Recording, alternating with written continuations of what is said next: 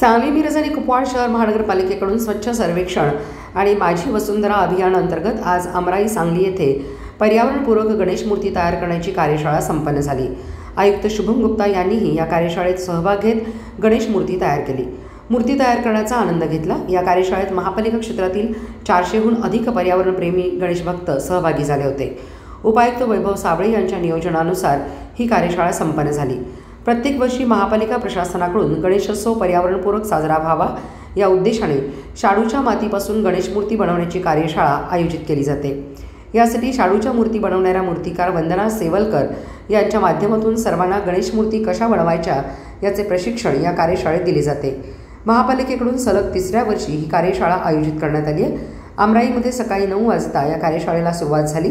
यामध्ये सांगली, मिरज आणि कुपवाड शहरातील अनेक गणेश भक्त, नागरिक, शाळा महाविद्यालयाचे विद्यार्थी, सामाजिक कार्यकर्ते, पत्रकार यांनी सहभाग घेतला होता। या 3 तासाच्या कार्यशाळेत एकूण 400हून अधिक गणेश भक्त सहभागी झाले होते। या सर्वांनी पर्यावरणपूरक गणेश मूर्ती तयार केल्या। यावेळी आयुक्त शुभम गुप्ता यांनीही कार्यशाळेला भेट देत सर्वांचे कौतुक केले। तसेच आयुक्त शुभम गुप्ता यांनीही या कार्यशाळेत सहभागी होत स्वतः गणेश मूर्ती बनवली। यावेळी आरोग्य अधिकारी डॉक्टर रवींद्र ताटे, महापालिकेचे स्वच्छ सर्वेक्षण आणि या कार्यशाळेचे संयोजन मनपाच्या शहर समन्वयक अधिकारी वर्षाराणी चव्हाण, राकेश धाईंजे, ऋषिकेश डुबल, शिवम शिंदे आदींनी केले। हॅलो, नमस्कार। मी कल्याणी कुलकर्णी, 104 मायाकम रेडिओ स्टेशन।